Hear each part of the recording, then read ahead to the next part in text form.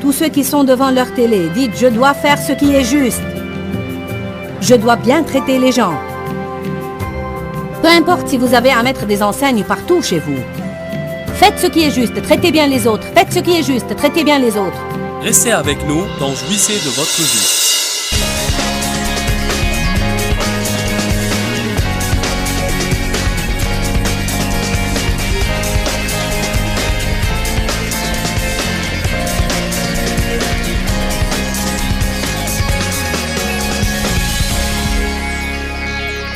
Vous savez, votre dessein est différent de votre appel. Votre dessein est différent de votre but, parce que votre but, vous pouvez le fixer vous-même. Votre appel est le travail que Dieu vous a donné à faire. Peut-être que vous êtes appelé à être médecin, avocat ou prédicateur. Ça, c'est votre appel. Mais ce n'est pas nécessairement votre dessein. Votre dessein est pourquoi vous êtes ici. En fait, il y a beaucoup de gens dans le monde qui sont dans la confusion à propos de ce sujet. C'est comme pourquoi suis-je ici? De quoi s'agit tout cela? Qu'est-ce que... Vous savez, les gens veulent sentir qu'ils ont un dessein très précis. Ils veulent sentir qu'ils sont en train d'accomplir quelque chose, qu'ils sont en train de faire quelque chose. C'est très clair dans la Bible, le dessein que nous devons poursuivre, et nous avons besoin de poursuivre un dessein. Notre dessein est de faire ce qui est juste et de glorifier Dieu. Parce que quand nous glorifions Dieu, alors quelqu'un d'autre va vouloir Dieu dans sa vie. Si Dieu n'avait aucun dessein pour nous après que nous étions nés de nouveau, il nous aurait emmenés au ciel et fait sortir d'ici. Mais puisqu'il nous a laissés ici et nous a remplis de son esprit, alors il a un dessein pour chacun d'entre nous. Et je crois qu'il consiste à toucher quelqu'un d'autre. Nous sommes appelés au ministère de la réconciliation et au ministère de l'intercession. Cela veut dire qu'il faut que Dieu se serve de nous pour réconcilier les gens avec Christ. Quand vous permettez à Dieu de se servir de vous, il ne s'agit pas de frapper aux portes, de prêcher et distribuer des traités. Je ne suis pas contre ça, c'est une bonne chose à faire. Mais si nous ne faisons pas ce qui est juste et notre style de vie ne confirme pas cela, parfois, nous faisons plus de mal que de bien en essayant de prêcher aux gens. Vous savez, écoutez-moi, parfois nous nous compliquons le christianisme. En fait, plus je pense à cette chose-là, plus je l'aime. Comme ce serait impressionnant si on se levait tous les jours et on disait « Aujourd'hui, je vais poursuivre mon dessein, et mon dessein est de faire ce qui est juste, de faire ce qui est juste. » Nous étions sur notre chemin aujourd'hui et je n'avais pas mis ma ceinture. Je ne l'ai pas fait exprès. J'ai oublié de la mettre. Et j'ai pensé, nous allons arriver dans 1 minute, pas la peine de la mettre. Puis j'ai dit non, la meilleure chose à faire est de la mettre. Je crois que nous tous, moi inclus, si nous commencions à penser en ces termes, quelle est la meilleure chose à faire dans cette situation? En disant de tout cœur, je vais me consacrer dorénavant à faire ce qui est juste, simplement parce que c'est juste. Non parce que je vais avoir quelque chose, non parce que je vais mériter quelques bénédictions, mais je vais faire ce qui est juste simplement parce que c'est juste. C'est ce que Dieu aurait fait et je vais faire cela parce que je veux le glorifier. Je crois que nous verrions les bénédictions de Dieu nous poursuivre dans la rue et nous devancer. La Bible dit « Cherchez premièrement le royaume de Dieu et sa justice », ce qui veut dire être comme il faut et faire ce qui est juste. Non seulement faire ce qui est juste, mais être comme il faut aussi. Et toutes ces choses nous seront données par-dessus. Dites, cherchez premièrement le royaume de Dieu, et les choses vous seront données par-dessus. Allons à Matthieu chapitre 7.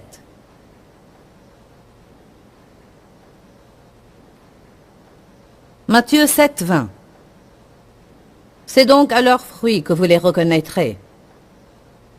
Nous avons parlé de comment vous ne pouvez qu'avoir des fruits qui correspondent à vos racines. Soyez enracinés dans Christ si vous voulez porter de bons fruits dans la vie. Vous les reconnaîtrez à leurs fruits. Pas tous ceux qui me disent « Seigneur, Seigneur » entreront dans le royaume des cieux. Mais celui-là seul qui fait la volonté de mon Père qui est dans les cieux. Vous savez, nous avons lu une écriture hier soir. Laissez votre doigt sur elle. Nous allons la revoir et la relire au cas où vous n'étiez pas ici. C'est Hébreux chapitre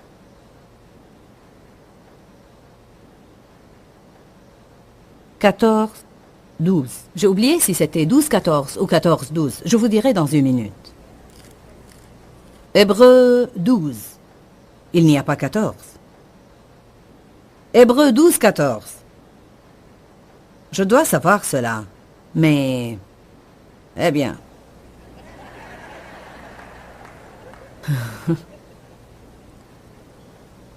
Efforcez-vous de vivre en paix avec tout le monde. Et recherchez, que tout le monde dise rechercher.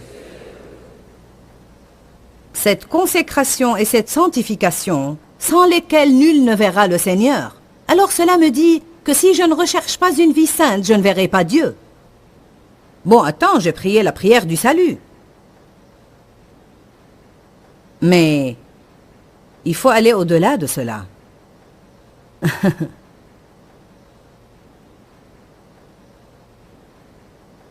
Réfléchissez à cela. Nous ne pouvons pas être parfaits. La sainteté n'est pas la perfection. La sainteté veut dire en fait tendre à ce qui est parfait. Ça veut dire que vous vous améliorez tout le temps, que vous avez un cœur pur. Vous essayez de faire ce qui est juste et quand vous commettez des erreurs, vous demandez à Dieu de vous pardonner, vous fortifier et vous permettre de faire mieux la fois prochaine. Cela ne veut pas dire que vous faites tout genre de compromis, que vous prenez la parole à la légère, que vous faites ce qui vous plaît en vous référant à une écriture pour vous justifier. D'ailleurs, si vous prenez certaines écritures hors de leur contexte, vous pourrez faire passer n'importe quoi. Vous avez vraiment à lire les Écritures saintes dans leur contexte et vous avez à lire une Écriture sainte à la lumière d'une autre. Vous ne pouvez pas tirer une et ne prêter aucune attention aux autres. C'est comme « Mon Dieu pourvoira à tous vos besoins selon sa richesse, avec gloire en Christ ». C'est Philippiens 4, 19, mais il faut que vous retourniez au verset 15 pour savoir à qui Paul s'adressait. Il s'adressait à ses associés, les gens qui donnaient à son ministère. Tout le monde aime lire ce verset et s'y attacher, qu'il donne ou non. Amen. Puis nous aimons citer la moitié des Écritures et considérer la moitié que nous voulons.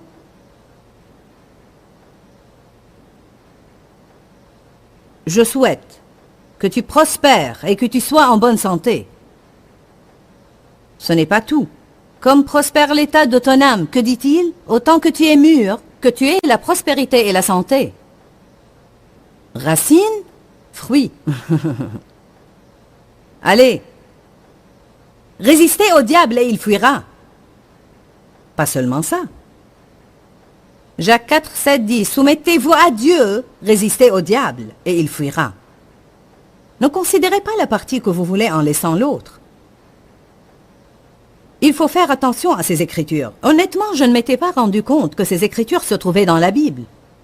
Je veux dire que quelque part, il est écrit que recherchez la sanctification, sans laquelle personne ne verra le Seigneur. Vous ne pouvez pas vivre dans le péché et dire que Dieu comprend.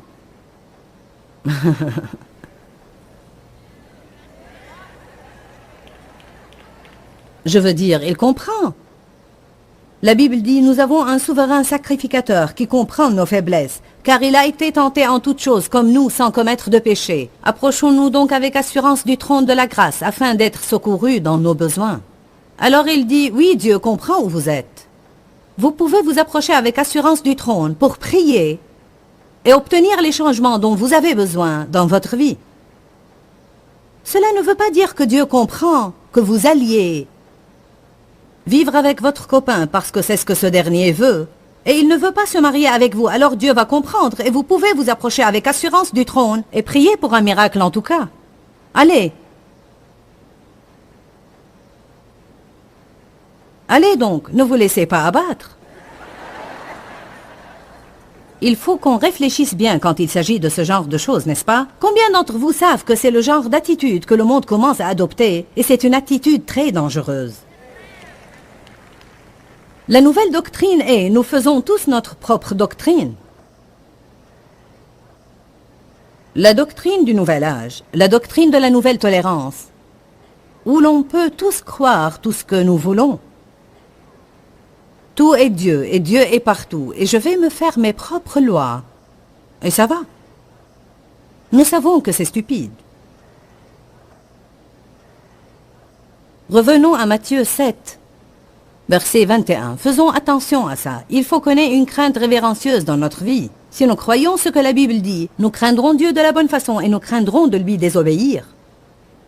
Ce n'est pas une mauvaise chose. Qui sait que ce n'est pas une mauvaise chose et pense que nous avons besoin un peu plus de ça? C'est la crainte révérencieuse, ou, en d'autres termes, nous révérons Dieu. Nous savons que Dieu est Dieu et qu'il est sérieux en ce qu'il dit. C'est comme j'ai dit ce matin, comment pourrait-on lire Deutéronome 28? Si tu m'obéis, tu seras béni, béni, béni, béni, béni. Si tu ne m'obéis pas, tu seras maudit, maudit, maudit. Quel genre de stupide devrez-vous être pour lire cela et choisir de désobéir à Dieu? Vous devrez être des stupides exceptionnels et non pas ordinaires.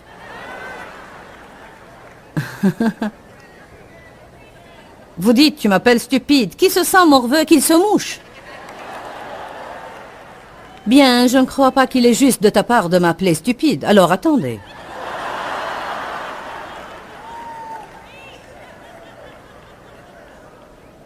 Quand vous n'avez pas de connaissance, c'est de l'ignorance. Quand vous savez quoi faire et vous ne le faites pas, c'est stupide.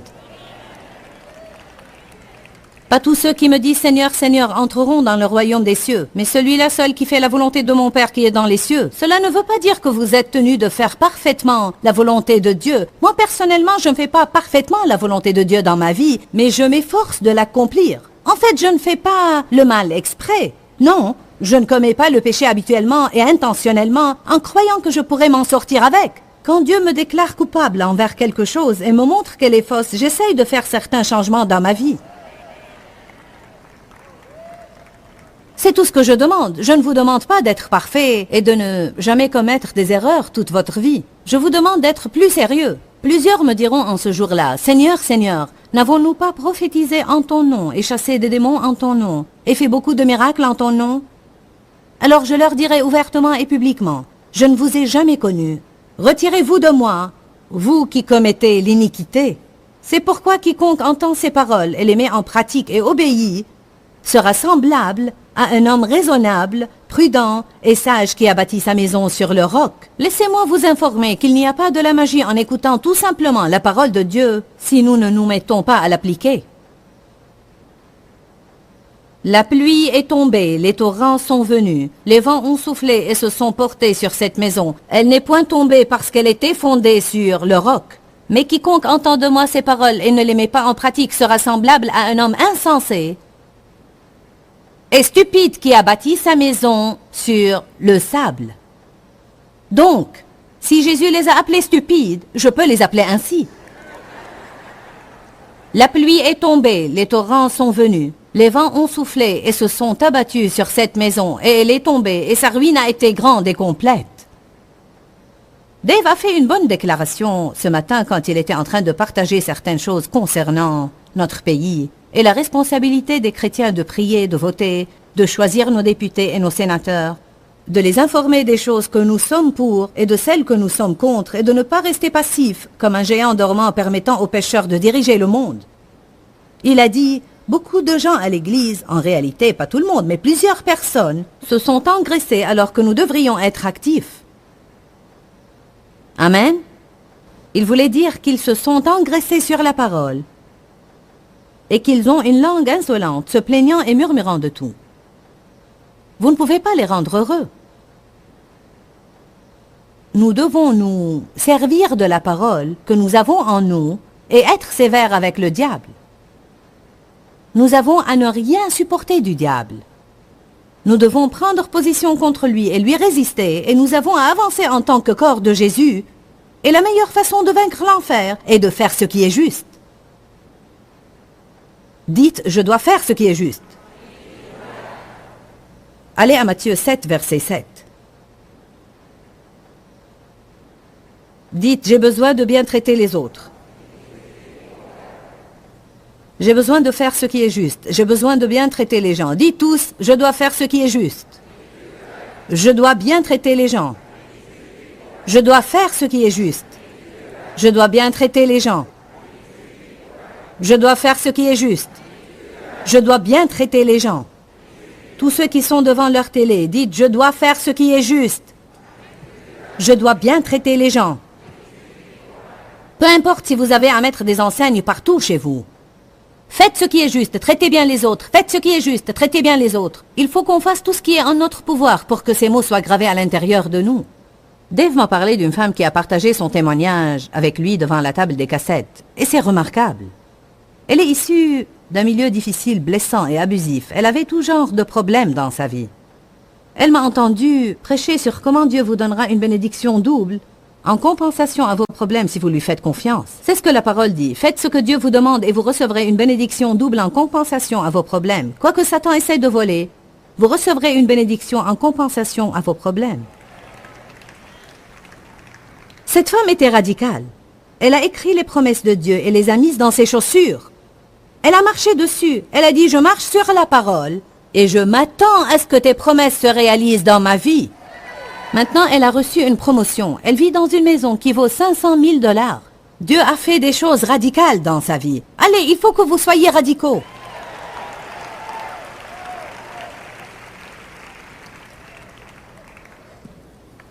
Il y avait certaines écritures que je portais dans mon sac et dès que je commençais à sentir comme si j'étais au bord du gouffre, je les lisais. Matthieu 7. Demandez sans cesse et l'on vous donnera. Cherchez sans cesse et vous trouverez. Continuez à frapper révérencieusement et l'on vous ouvrira. Car quiconque demande sans cesse reçoit et celui qui cherche sans cesse trouve. Et à celui qui frappe sans cesse la porte sera ouverte. Quel homme parmi vous, si son fils lui demande du pain, lui donnera une pierre? Ou s'il demande un poisson, lui donnera-t-il un serpent? Si donc méchant comme vous l'êtes, vous savez donner des choses bonnes et avantageuses à vos enfants, à combien plus forte raison, votre Père qui est dans les cieux parfait comme il l'est, donnera-t-il des choses bonnes et avantageuses à ceux qui les lui demandent sans cesse? Mais maintenant vient ce qui est important. Car il ne sert vraiment à rien de lire tout cela et ne pas continuer à lire. Alors tout ce que vous voulez que les autres fassent pour vous, faites-le de même pour eux. C'est la condition. Toute promesse est suivie d'une condition. Si vous... Alors il dit, allez, demandez.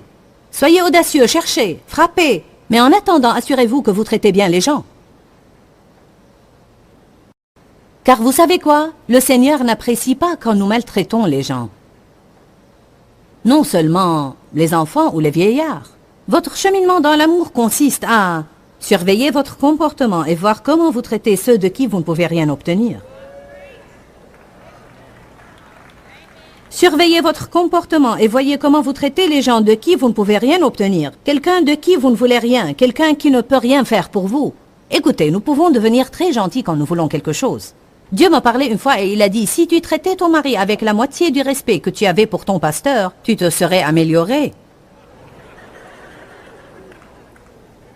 Je le faisais parce que je voulais prêcher dans son église. Je n'osais pas lui montrer mon sale caractère, mais je rentrais chez moi et je disais de gros mots à mon mari tout le temps. Personne ne fait ça, mais je vais vous raconter ma triste histoire. Je n'avais pas l'onction que je voulais dans ma vie. Mon ministère ne se développait pas comme je le voulais et je ne comprenais pas. Je ne comprenais pas. Mais Dieu m'a montré que j'avais un pitoyable cheminement dans l'amour. J'avais un pitoyable cheminement dans l'amour car je ne m'efforçais pas à marcher dans l'amour. Je recherchais la prospérité, la guérison et le développement de mon ministère. Je ne cherchais pas ce que j'avais vraiment à chercher. Mais si vous cherchez les choses convenables, vous obtiendrez les choses que vous ne pouvez pas obtenir par votre propre force et que Dieu seul peut vous donner et qu'il ne vous donnera pas si vous ne cherchez pas les choses convenables. Qui a compris ce que j'ai dit? Je peux le répéter si vous le voulez. Si je cherche et je m'efforce à faire ce qui est juste et à glorifier Dieu, et je cherche avec diligence à bien traiter les gens, alors Dieu me donnera ce que je ne pourrai jamais obtenir par moi-même. Mais si je cherche toutes ces choses, je ne les obtiendrai jamais. Elles m'échapperont tous les jours de ma vie. C'est assez simple. Dites, faites ce qui est juste. Traitez bien les autres. Nous allons continuer à lire 2 versets en plus, car les idées sont liées. Entrez par la porte étroite, car large est la porte, et spacieux et large est le chemin qui mène à la perdition, et il y en a beaucoup qui entrent par là. En d'autres termes, le large chemin est le chemin facile. Le large chemin est le chemin sur lequel vous vivez conformément à ce que vous sentez. Vous voulez vous disputer avec quelqu'un, alors vous le faites. Vous êtes de mauvaise humeur, alors vous maltraitez les autres toute la journée. Je suis grincheux. Je vais être grincheux. Je suis déprimé. Laissez-moi tranquille. Vous croyez que je vais vous sourire? Je n'ai pas envie. Vous pensez que je vais être gentil? Je n'ai pas envie. Je ne vais pas respecter mes engagements à l'église. Je ne me sens pas bien dans ma peau.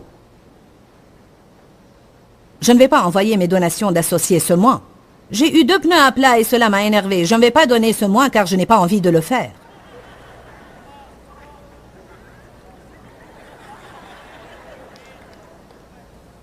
Je ne vais pas m'excuser auprès de toi car je l'ai fait la dernière fois et c'est ton tour.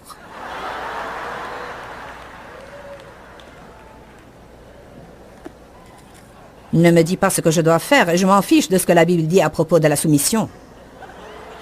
Je ne vais pas le faire. Ce n'est pas bien et ce n'est pas juste. Et je ne vais pas bien te traiter si tu ne me traites pas bien. D'accord, alors vas-y et mène une vie misérable. Tu ne verras jamais les promesses de Dieu se réaliser dans ta vie et crie après le diable toute ta vie. Reste sur ce large chemin qui mène à la perdition. Fais ce que tu as envie de faire, fais ce que tu veux. Fais ce que tu penses. Matthieu 7, 14. Mais étroite est la porte, et resserré est le chemin qui mène à la vie, et il y en a à peu près qui le trouvent.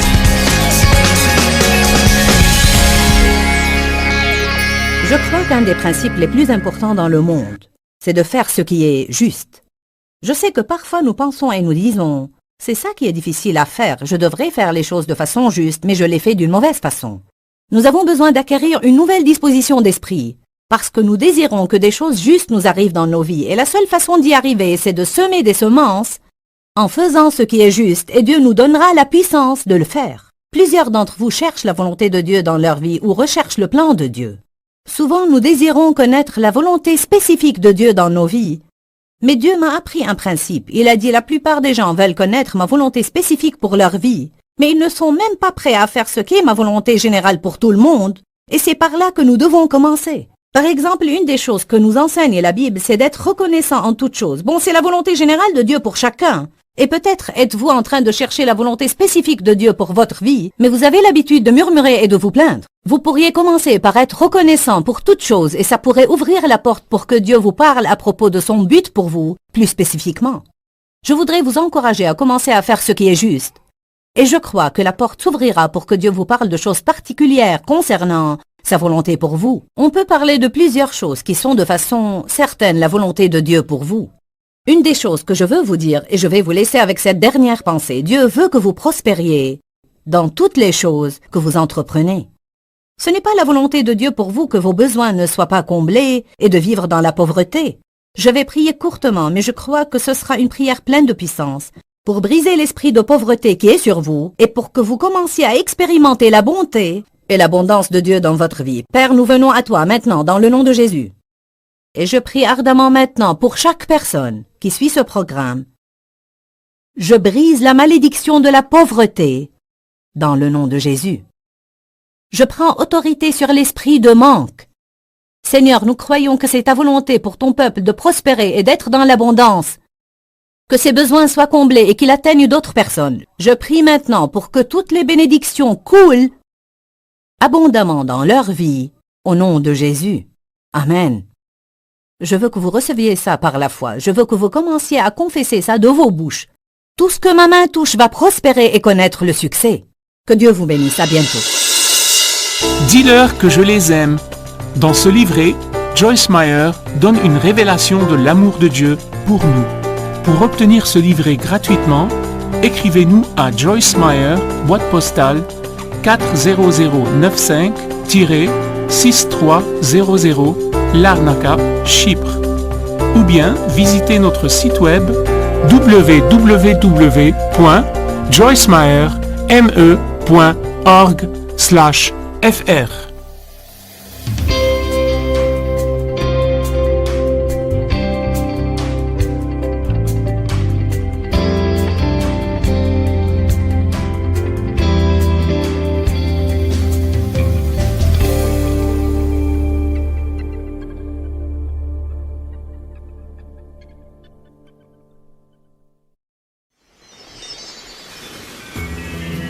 Alors rappelez-vous que Dieu a un plan pour vous. Vos bénédictions peuvent ne pas arriver exactement de la même façon, au même moment ou de la même manière que les leurs. Peut-être croyez-vous en Dieu depuis 20 ans et il y a 6 mois que cette personne a été sauvée et elle a déjà reçu ce pourquoi vous priez depuis 20 ans. Je ne peux pas expliquer cela, mais faites confiance à Dieu. Restez avec nous dans Jouissez de votre vie.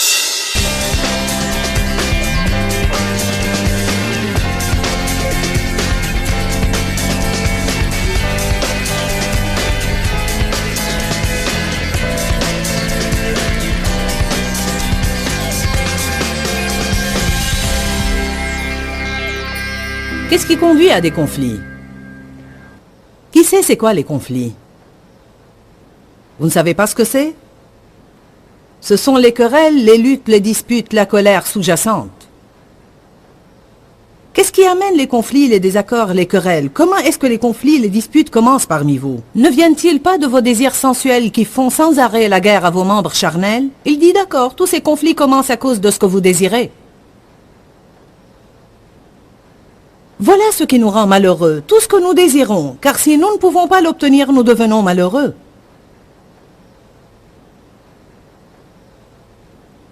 Allez-y, encouragez-moi un peu. Vous êtes jaloux et vous voulez avoir ce que les autres ont. Vos désirs sont alors insatisfaits. En d'autres termes, il dit ceci, ce n'est pas la façon d'obtenir ce que vous voulez. Ce n'est pas en étant jaloux de quelqu'un d'autre que vous pourrez obtenir ce que vous voulez. C'est plutôt le plus sûr moyen de ne jamais obtenir ce que vous voulez. Et pendant que vous attendez que votre bénédiction arrive, Dieu fait exprès de mettre en face de vous quelqu'un qui a déjà ce pourquoi vous avez la foi.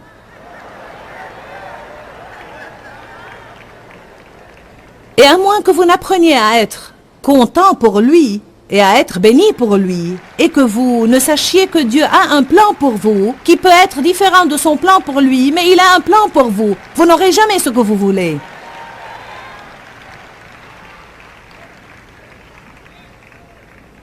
La pire des choses serait d'être jaloux de la bénédiction de quelqu'un d'autre.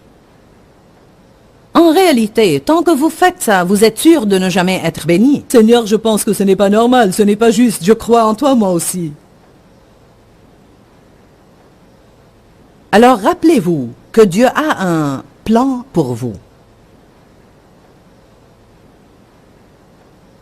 Vos bénédictions peuvent ne pas arriver exactement de la même façon, au même moment ou de la même manière que les leurs. Peut-être croyez-vous en Dieu depuis 20 ans et il y a 6 mois que cette personne a été sauvée et elle a déjà reçu ce pourquoi vous priez depuis 20 ans. Je ne peux pas expliquer cela, mais faites confiance à Dieu. Vous avez probablement quelque chose qu'ils n'ont pas non plus. Nous regardons toujours à ce que nous n'avons pas. Amen.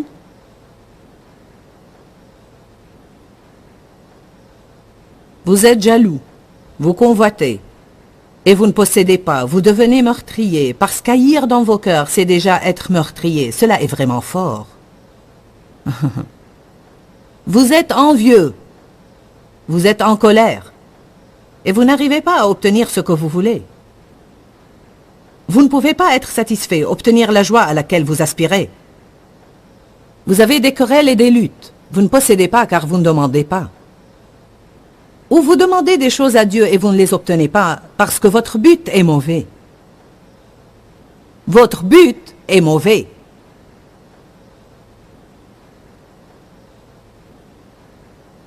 Vos motifs sont mauvais et égoïstes. Vous demandez dans le but de satisfaire vos passions. Verset 4. Vous êtes comme des épouses infidèles qui auraient des relations illicites avec le monde.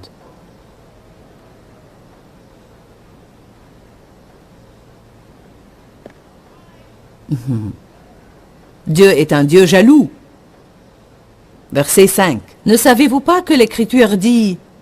Croyez-vous que l'Écriture parle en vain quand elle dit que c'est avec jalousie que Dieu chérit l'Esprit qu'il a fait habiter en nous et qu'il désire ardemment que l'Esprit qu'il a mis en nous soit accueilli avec un amour jaloux? Dieu est jaloux de tout ce qui prendrait dans vos vies la première place avant lui.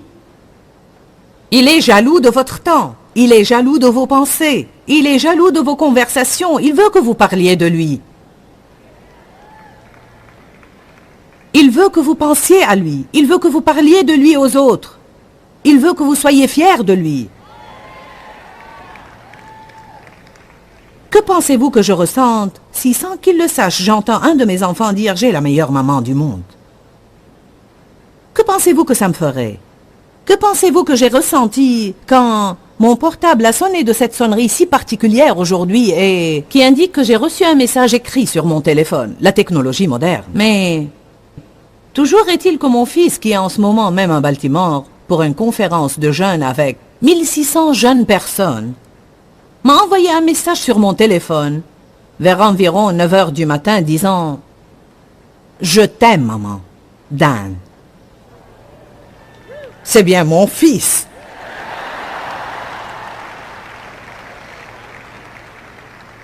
Amen. Alléluia.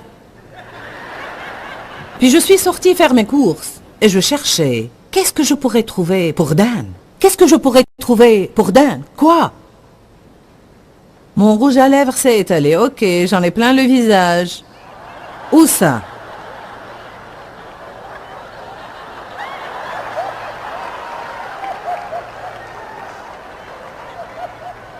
Il n'y en a plus? Il n'y en a plus. Ma famille s'occupe de moi. J'étais allé prêcher à Chicago la semaine dernière et Dave a envoyé Sandy sur l'estrade pour qu'elle puisse redresser la fente de ma jupe parce qu'elle était mal mise. Je suis en haut en train de prêcher, elle arrive et elle fait comme ça. Mon Dieu!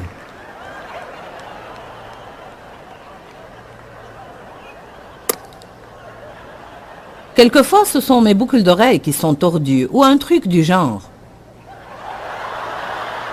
Et eux, ils sont en bas, en train de gesticuler, et on dirait qu'ils ont des puces ou un truc du style.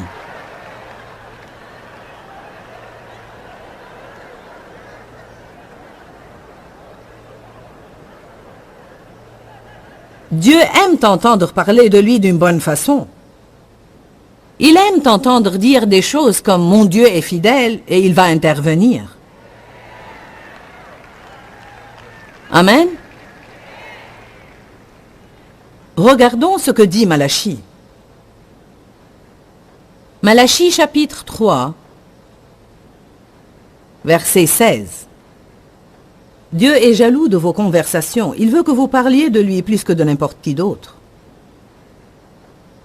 Maintenant, regardez. Alors ceux qui craignent l'Éternel, peur révérentielle, se parlèrent l'un à l'autre, et Dieu écouta et entendit.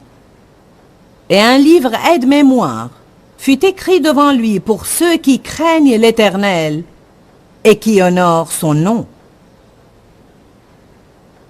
Donc, si vous allez manger et que vous n'êtes pas en train de faire des commérages les uns sur les autres et parler des choses que vous voulez, et comment obtenir ce que vous voulez, mais que vous parliez de Dieu, Dieu est si bon, je vous assure, j'ai confiance en lui. Il a été si bon pour moi. Je vais vous dire ce qu'il a fait pour moi la semaine dernière. Gloire à Dieu. Alléluia. Le Seigneur dit que l'on m'amène le livre aide-mémoire. Enregistrez cette conversation. C'est comme son agenda. Et quand il aura un jour calme au ciel, quand il n'aura pas trop de demandes, il prend son café, un décaf, c'est sûr. Un petit Starbucks cappuccino, un double. Il dit que l'on m'amène mon livre. La Bible dit que Dieu a une image de nous gravée dans les paumes de ses mains. Regardez mon enfant. Comme tu es mignon. C'est comme voir l'album de notre bébé. Ah, vous vous souvenez de ce jour où ils sont allés manger et qu'ils se racontaient combien j'étais bon? Oui, je n'invente rien, c'est ce qui est écrit. Alors, regardez la promesse. Verset 17. « Ils seront à moi, dit l'Éternel des armées. Ils m'appartiendront au jour que je prépare, et je déclarerai publiquement qu'ils sont mes joyaux, ma possession personnelle, mon trésor particulier. Et j'aurai compassion d'eux, comme un homme a compassion de son fils qui le sert. »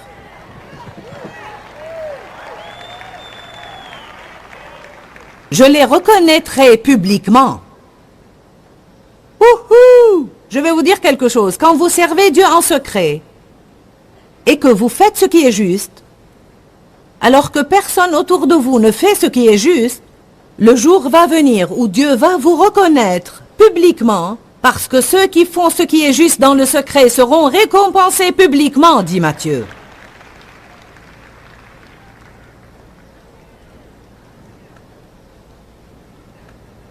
Les gens me disent, vous savez, parce que mon ministère n'a été vraiment reconnu que ces 7 dernières années, alors que je l'exerce depuis 25 ans. En fait, les gens me disent tout le temps, on dirait que tu viens de nulle part, Joyce. Mais je vais vous dire que j'étais là. Vous ne me connaissiez pas, mais Dieu me connaissait. J'étais inconnu, faisant ce qui est juste et traitant les autres de façon juste. Faire ce qui est juste. Honorant Dieu, rendant mon caddie à sa place parce que Dieu me l'avait demandé.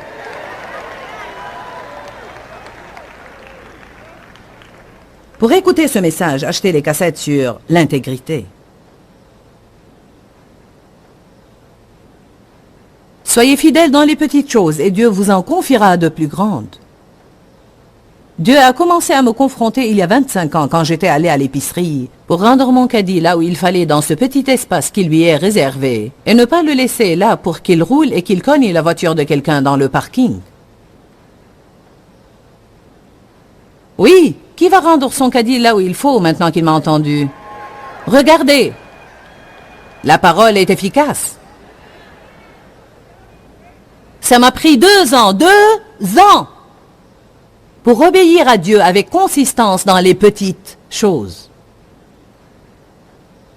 Il y avait un appel sur ma vie, mais pas de racine. J'avais un don qui aurait pu me faire valoir, mais pas le caractère pour me maintenir là où Dieu me mettrait.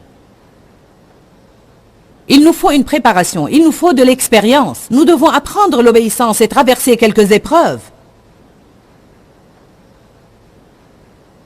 Eh oui, vous ne saviez pas où j'étais, mais j'étais là. Dieu me connaissait. Et tout d'un coup, il a dit, bien, je pense que je vais te montrer aux autres maintenant.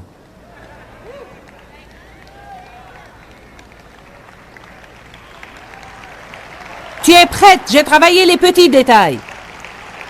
Je pense que peut-être tu peux me glorifier maintenant, tu peux me rendre gloire. Je ne veux pas me montrer et lui faire honte, je veux rendre gloire à son nom. Ce qui veut dire qu'il faut que mon style de vie soit conforme à ce que je dis. Ne vous inquiétez pas si vous pensez être caché, comme si le Seigneur vous avait mis sur une étagère. N'essayez pas d'esquiver ces années de silence. Ces années où vous pensez que tout le monde, personne ne me connaît. Vous savez que Jésus a été consacré quand il avait 8 jours. La Bible parle de cette consécration, puis vous n'entendez plus rien à son propos jusqu'à l'âge de 12 ans.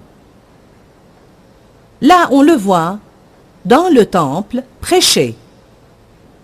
Il n'est pas rentré à la maison avec ses parents et on les voit, eux, bouleversés en disant « Pourquoi as-tu fait ça ?» Et il répondit « Il faut que je m'occupe des affaires de mon père. » Eh bien, ce n'était sûrement pas le bon moment puisqu'ils l'ont ramené à la maison.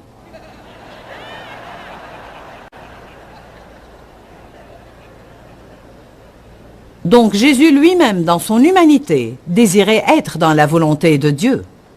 Et vous n'entendez plus rien à son sujet pour 18 ans. 18 années supplémentaires.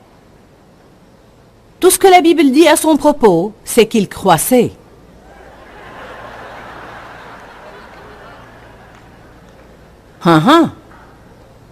Jean-Baptiste a été amené au désert dès le jour de sa naissance ou de sa consécration jusqu'au commencement de son ministère public. Non, vous savez, il est là dehors, mangeant des abeilles, plutôt des sauterelles, du miel. On ne mange pas les abeilles. Pourtant, une peau d'animal ayant l'apparence d'un homme sauvage. Mais quand il en est sorti en criant « Repentez-vous !» on le remarquait. Je vais vous dire quelque chose. Quand Dieu vous fait sortir, quand il vous sort de l'anonymat, combien d'entre vous aiment ça? Je vais te reconnaître publiquement comme étant mien.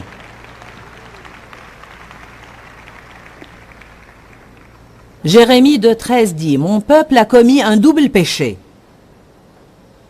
Ils m'ont abandonné, moi qui suis une source d'eau vive, pour se creuser des citernes crevassées qui ne retiennent pas l'eau. » Des citernes vides. Cela signifie travaillez sur quelque chose, travaillez sur quelque chose, travaillez sur quelque chose, votre projet.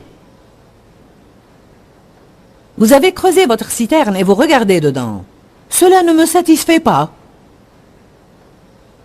Il doit y avoir autre chose. Abandonner Dieu, c'est notre première erreur. Creuser nos propres citernes. Des citernes qui ne gardent pas l'eau.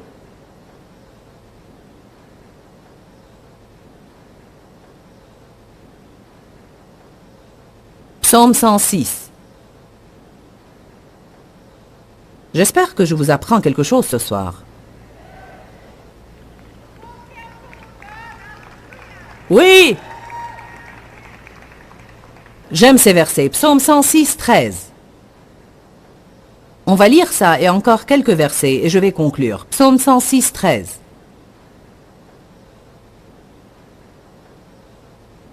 En fait, on va commencer au verset 12. Et Israël crut à ses paroles, lui fit confiance, compta sur lui et il chanta ses louanges. Mais ils oublièrent bientôt ses œuvres. Ils n'attendirent pas l'exécution de ses desseins et son projet.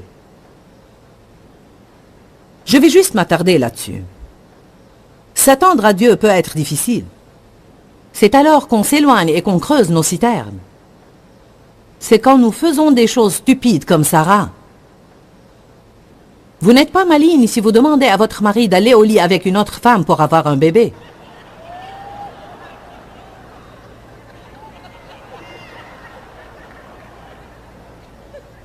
Eh bien, lisez cela, Genèse 16. Dieu leur avait promis un bébé. Il ne venait pas, et c'est là qu'elle a eu une idée brillante. Ah, je sais comment Dieu veut s'y prendre. Je vais te donner ma servante Agar, dit la Bible. Tu vas avoir une relation avec elle. Elle aura l'enfant et il sera à moi. Mais Agar a changé d'attitude. Je suis enceinte et pas toi. Alors Sarah a rejeté la faute sur Abraham. Elle a dit, c'est à toi de régler cette affaire. Et lui a répondu, occupe-toi de ça toi-même. Donc elle a maltraité Agar. Agar s'est sentie blessée et est partie. Elle s'est enfuie dans le désert.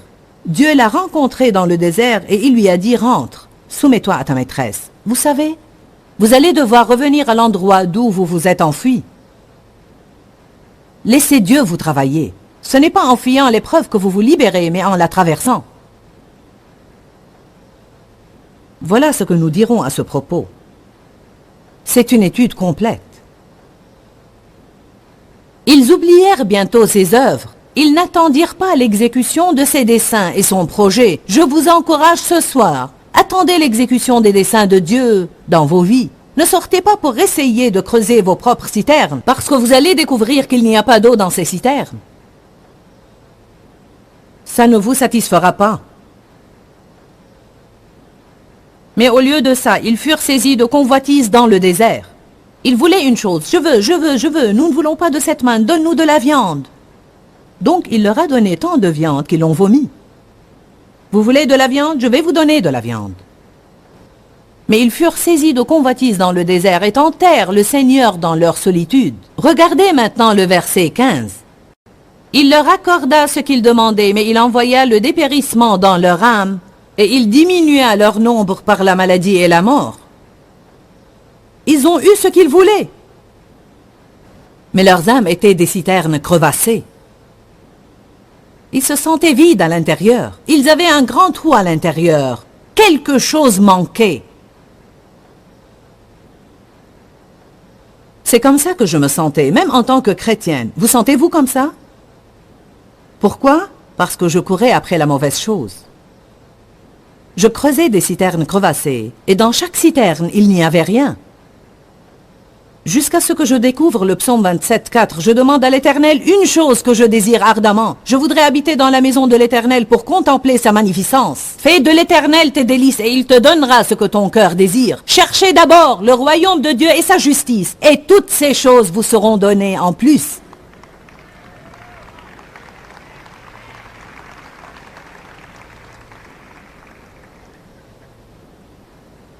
Qu'ont-ils fait ensuite?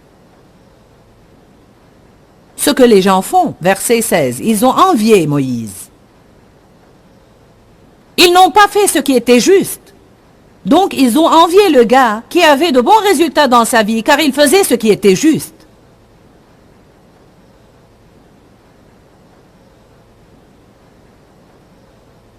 Je vais conclure avec Ecclésiaste 1.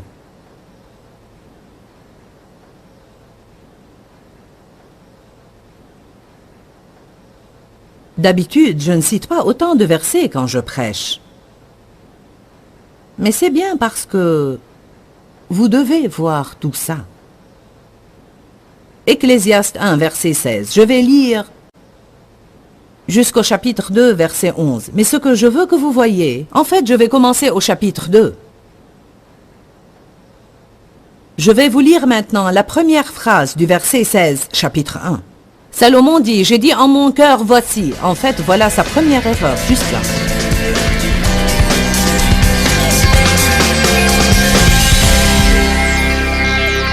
Je crois qu'un des principes les plus importants dans le monde, c'est de faire ce qui est juste. Je sais que parfois nous pensons et nous disons, c'est ça qui est difficile à faire, je devrais faire les choses de façon juste, mais je les fais d'une mauvaise façon. Nous avons besoin d'acquérir une nouvelle disposition d'esprit. Parce que nous désirons que des choses justes nous arrivent dans nos vies. Et la seule façon d'y arriver, c'est de semer des semences en faisant ce qui est juste. Et Dieu nous donnera la puissance de le faire. Plusieurs d'entre vous cherchent la volonté de Dieu dans leur vie ou recherchent le plan de Dieu. Souvent, nous désirons connaître la volonté spécifique de Dieu dans nos vies. Mais Dieu m'a appris un principe. Il a dit la plupart des gens veulent connaître ma volonté spécifique pour leur vie. Mais ils ne sont même pas prêts à faire ce qu'est ma volonté générale pour tout le monde. Et c'est par là que nous devons commencer. Par exemple, une des choses que nous enseigne la Bible, c'est d'être reconnaissant en toutes choses. Bon, c'est la volonté générale de Dieu pour chacun.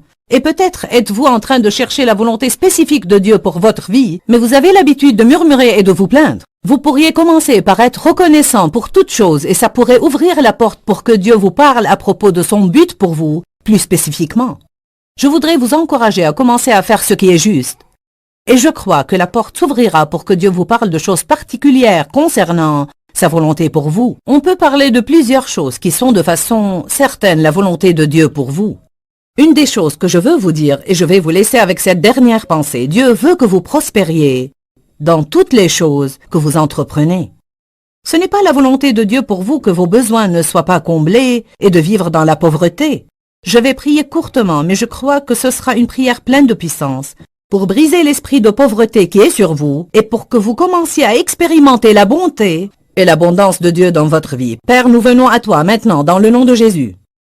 Et je prie ardemment maintenant pour chaque personne qui suit ce programme.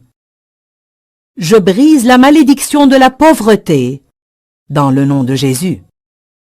Je prends autorité sur l'esprit de manque. Seigneur, nous croyons que c'est ta volonté pour ton peuple de prospérer et d'être dans l'abondance, que ses besoins soient comblés et qu'il atteigne d'autres personnes. Je prie maintenant pour que toutes les bénédictions coulent abondamment dans leur vie, au nom de Jésus. Amen. Je veux que vous receviez ça par la foi. Je veux que vous commenciez à confesser ça de vos bouches. Tout ce que ma main touche va prospérer et connaître le succès. Que Dieu vous bénisse. À bientôt. Dis-leur que je les aime. Dans ce livret, Joyce Meyer donne une révélation de l'amour de Dieu pour nous. Pour obtenir ce livret gratuitement, écrivez-nous à Joyce Meyer, boîte postale 40095-6300, Larnaca, Chypre. ou bien visitez notre site web www.joycemeyer.org/fr.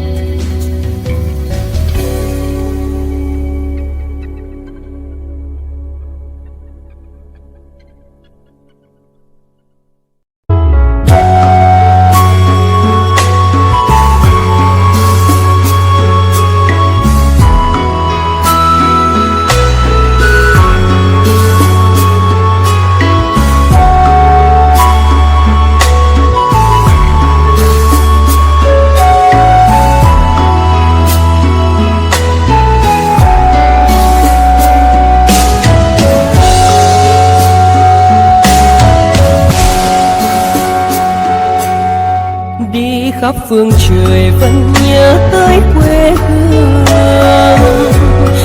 Người về đây thăm làng trù quê mẹ và làng sen quê cha, xúc động bồi hồi người rơi giọt lệ, thương mái nhà tranh thương đất mẹ nghèo.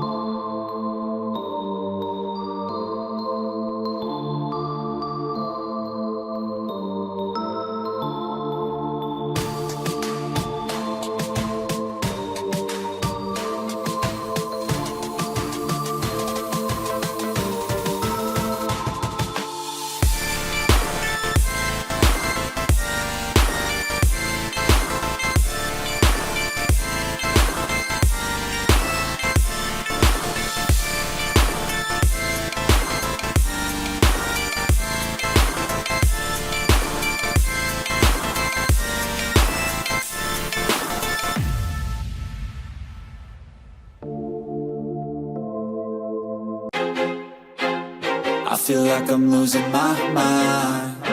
Is everybody in the world blind? Please, Lord, give me a sign, a sign. I feel like I'm losing my mind. Is everybody in the world blind? Please, Lord, give me a sign, a sign. I wanna be the greatest. Everybody on the fake shit. I look around and feel like everybody is the fakest. I make this every day and I'm impatient, hoping one day I blow up from the basement. Statement, the top is so vacant. I don't hear shit that I think is amazing. Waiting for my day when I'm playing sold out shows for 1,000 faces. Hey, give me that crown, get in my way and to be put down. It ain't your place, no, this my town. If I want that shit, then I'll get it right now. I'm losing it, the noose it fits, some losing shit, a stupid myth. You choose to live or choose to dip, you choose to fight or lose your grip and lose a gift. I feel like I'm losing my mind. Is everybody in the world blind?